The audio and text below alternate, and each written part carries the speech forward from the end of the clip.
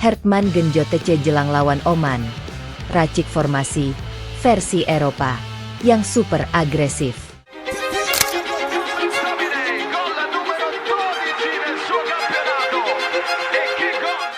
Atmosfer di dalam pemusatan latihan timnas Indonesia menjelang FIFA Matchday Juni 2026 semakin memanas. Setiap hari yang berlalu membawa intensitas baru dalam persiapan skuad Garuda yang tengah bersiap menghadapi tantangan berat dari Oman pada 5 Juni mendatang. Di bawah komando pelatih kepala John Hertman, para pemain disebut menjalani salah satu fase latihan paling berat dan menuntut sepanjang tahun ini. Laga melawan Oman bukan sekadar pertandingan uji coba biasa. Bagi Hertman, pertandingan tersebut merupakan kesempatan penting untuk menguji perkembangan filosofi permainan yang selama beberapa bulan terakhir mulai ditanamkan ke dalam tubuh timnas Indonesia. Karena itulah, tidak ada ruang untuk bersantai dalam pemusatan latihan kali ini. Rumor yang beredar dari lingkungan latihan di Stadion Madia Senayan menyebutkan bahwa Hertman tengah mempersiapkan sesuatu yang berbeda. Pelatih asal Inggris tersebut dikabarkan sedang merancang sebuah sistem permainan yang terinspirasi dari sepak bola modern Eropa. Sebuah pendekatan yang menuntut intensitas tinggi, pergerakan kolektif, disiplin taktik, serta keberanian untuk mengambil inisiatif permainan. Banyak pengamat mulai menyebutnya sebagai formasi versi Eropa.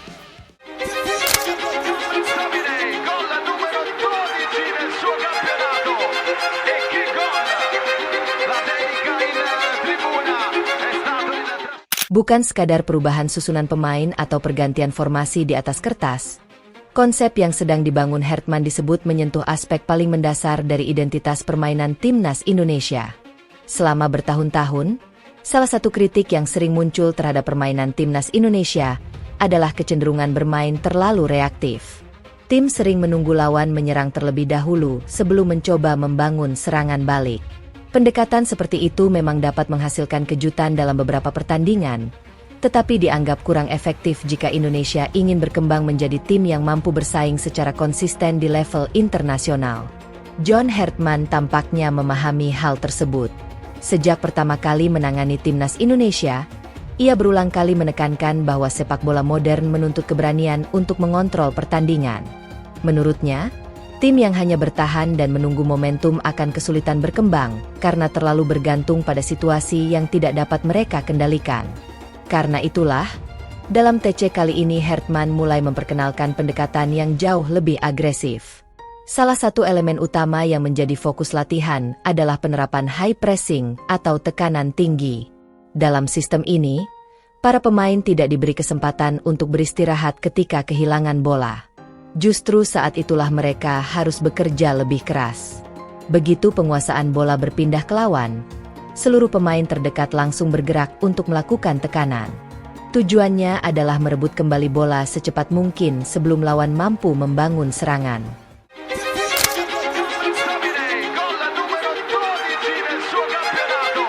Filosofi ini dikenal luas dalam sepak bola Eropa modern sebagai gegenpressing.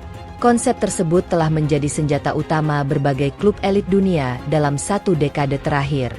Hertman ingin timnas Indonesia mampu menerapkan prinsip yang sama.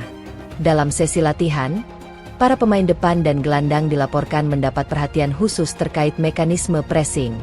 Mereka dilatih untuk memahami kapan harus menekan, ke arah mana lawan harus diarahkan, serta bagaimana menjaga jarak antar pemain agar tekanan tetap efektif. Latihan ini tidak hanya mengandalkan kemampuan individu, tetapi juga membutuhkan koordinasi yang sangat baik.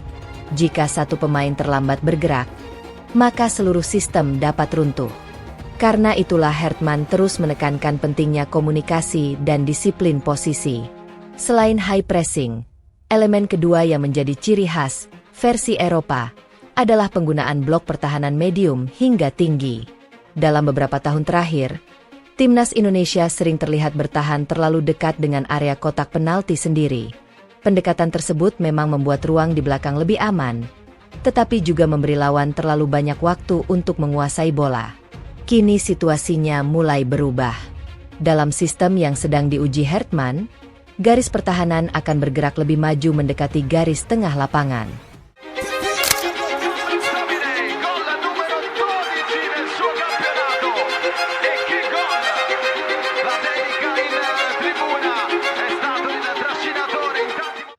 Langkah ini bertujuan mempersempit ruang gerak lawan sekaligus memudahkan tim melakukan tekanan kolektif. Peran penting dalam sistem ini kemungkinan besar akan diemban oleh Rizky Ridho. Dengan absennya Jai Idzes akibat cedera, Ridho diproyeksikan menjadi pemimpin baru di sektor pertahanan.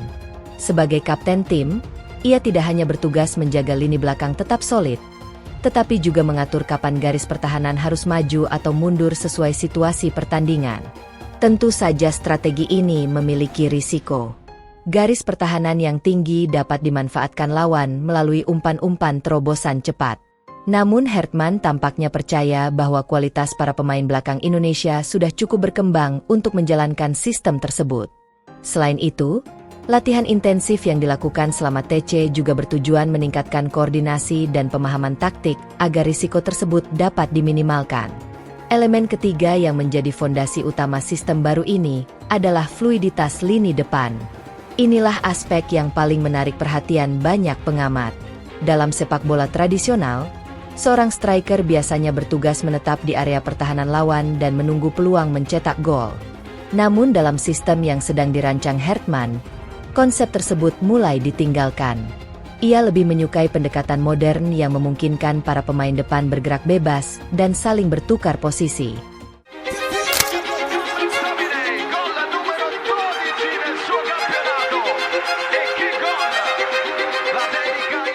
Nama-nama seperti Rafael Struijk dan Marcelino Ferdinand disebut menjadi bagian penting dari eksperimen ini. Keduanya memiliki karakteristik yang sesuai dengan kebutuhan sistem. Mereka mampu bergerak di berbagai area lapangan, menciptakan ruang bagi rekan setim, serta terlibat aktif dalam proses pembangunan serangan. Dalam beberapa simulasi latihan, para pemain depan bahkan tidak selalu menjadi target utama pencetak gol. Sebaliknya, mereka berfungsi sebagai pemancing pergerakan lawan sehingga gelandang atau wingback dapat masuk ke area berbahaya. Pendekatan seperti ini membuat serangan menjadi lebih sulit diprediksi. Lawan tidak akan mudah mengetahui dari mana ancaman akan datang. Di satu momen, serangan bisa dibangun melalui sayap kiri. Beberapa detik kemudian, ancaman bisa muncul dari gelandang yang datang dari lini kedua. Inilah salah satu alasan mengapa Hertman begitu menekankan fluiditas dalam permainan. Namun semua ide taktik tersebut tidak akan berjalan tanpa fondasi fisik yang kuat. Karena itulah aspek kebugaran menjadi perhatian utama selama pemusatan latihan.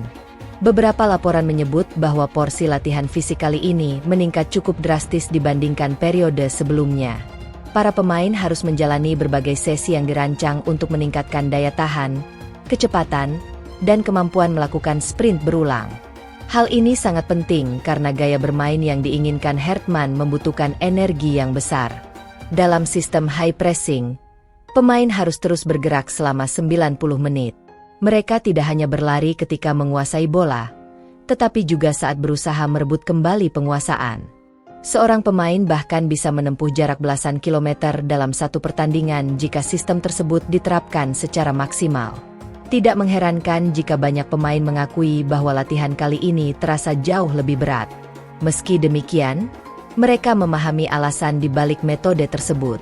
Hertman ingin membangun standar baru bagi timnas Indonesia. Ia ingin para pemain memiliki kapasitas fisik yang setara dengan pemain-pemain yang berkompetisi di liga-liga top dunia. Tujuannya jelas, agar timnas Indonesia mampu mempertahankan intensitas permainan tinggi sepanjang pertandingan. Semua persiapan tersebut akan segera diuji saat menghadapi Oman. Lawan yang akan dihadapi bukanlah tim sembarangan. Oman dikenal sebagai salah satu kekuatan sepak bola yang cukup stabil di kawasan Timur Tengah. Mereka memiliki organisasi permainan yang rapi, fisik yang kuat, serta pengalaman menghadapi berbagai tim berkualitas. Karakter tersebut menjadikan Oman sebagai lawan yang ideal untuk mengukur perkembangan timnas Indonesia. Jika sistem yang sedang dibangun Hertman mampu berjalan dengan baik melawan tim sekuat Oman, maka hal itu akan menjadi sinyal positif bagi masa depan Garuda. Namun jika masih terdapat kelemahan, pertandingan ini juga akan memberikan banyak pelajaran berharga untuk proses perbaikan berikutnya. Kini seluruh perhatian publik tertuju pada Stadion Utama Gelora Bung Karno. Ribuan pendukung Garuda dipastikan akan memadati stadion untuk menyaksikan bagaimana wajah baru timnas Indonesia di bawah arahan John Hartman. Apakah formasi versi Eropa yang begitu intens dan agresif ini benar-benar mampu mengubah cara bermain Garuda? Apakah para pemain dapat menerjemahkan ide-ide modern sang pelatih ke dalam performa nyata di lapangan? Ataukah proses transformasi ini masih membutuhkan waktu lebih lama? Jawabannya akan segera terlihat ketika peluit pertandingan dibunyikan. Satu hal yang sudah pasti, John Hartman tidak datang ke Indonesia untuk mempertahankan kebiasaan lama. Ia datang membawa visi baru, filosofi baru, dan standar baru. Melalui TC yang semakin intens dan pendekatan taktik yang semakin modern, ia sedang berusaha membentuk timnas Indonesia menjadi tim yang lebih berani, lebih agresif, dan lebih siap bersaing di level internasional. Dan laga melawan Oman bisa menjadi panggung pertama yang memperlihatkan hasil dari revolusi sepak bola yang sedang dibangun tersebut.